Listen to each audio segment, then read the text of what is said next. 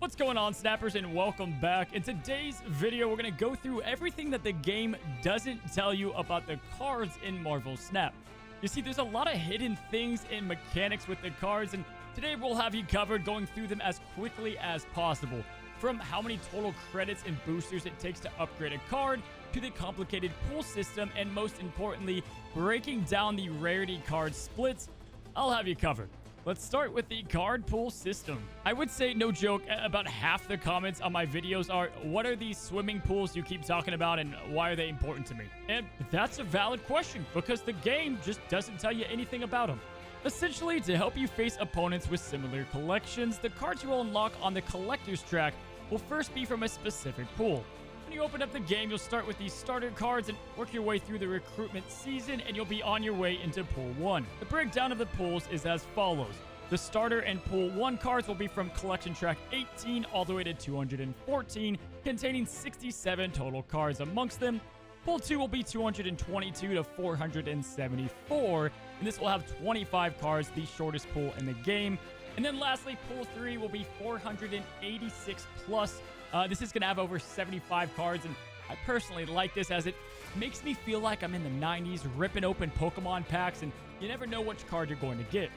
Listen, don't get caught up trying to get every single card right away to make these meta decks that you keep on seeing. Guys, I want to let you know there are millions of combinations of decks, and you can literally win with Pool 1 decks, Pool 2. That's the best part about the locations and all the variety that Marvel Snap brings. As you play the game, you'll be unlocking more cards through the collection track, and you'll also be earning upgrades to go ahead and level up the card art in the game, which will go ahead and earn you more boosters to get more cards. Now, once you get to Pool 3, it does slow down a bit at collection level 500 to 1,000. You'll be earning collector catches, which will be about a 50% rate to open up a new card. And then once you get past level 1,000, it will slow down quite substantially with collector reserves, giving you a 25% chance for an unlock. So let's talk materials. How many boosters is it going to take to upgrade your card all the way from a common to an infinity card? And more importantly, how many credits will you have to use and spend to upgrade these cards to the max? Looking at the graphic here, you can see exactly how many boosters it takes at each level to go ahead and upgrade your card, maxing out at 155 total boosters. And also the credits you can see is going to max out at 1,525 to fully upgrade a card. Look for the video up above. I go through a bunch of essential tips in the game, and it'll teach you how to upgrade your collection and your cards the fastest. So, Cozy, how long will it take to unlock every single card in the game? I get asked this all the time, and it's a good question. I would say it's about 6-7 months to get everything if you're strictly free to play. Again, don't worry about that, as there's plenty of cards that it doesn't really matter that you unlock.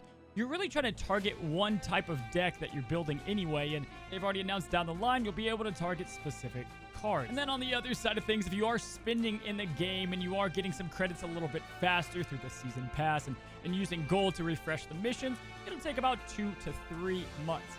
But this does depend on your luck a lot. Some people will unlock all of the cards so much faster than others. Like in the 90s, I never got a freaking Charizard. Now, it didn't matter how many packs I bought, right? But little Timmy down the road, who didn't even play the game, came running down with his shiny holographic. So it just depends on the person and the RNG involved. So lastly, let's talk about card splits. As you guys know, when you upgrade the cards with your credits and boosters, you'll go from a common to a frame break to 3D to the animation, which half the time is pretty damn hard to see, to a shiny logo, and then you'll have animated frame, and lastly, Infinity. After that, you can click the right bottom button to split a card, and this is what I love the most about this game. I don't know if you guys are like me, but if you've played games like Smite or Overwatch, you can flex your achievements. The more you play with a character or hero, you can earn something that can only be earned by time spent on that hero, and in this case, the cards themselves. When you split a card, you're going to get a chance to change its background into a unique effect, and you'll have a chance to add particle effects. Right now, there are 4 different styles of both the particle effects and backgrounds. The first time you're going to split your card, you'll get the base rainbow hexagon background with no particle effects. Usually the second time you split it, you'll get these nice little particle effects that you guys can see here. And then finally, when you move on to the 4th split, that is where the goodness happens. You have a chance, not a guarantee, to get a gold background or a black and white variant, along with some really cool effects to complement the card.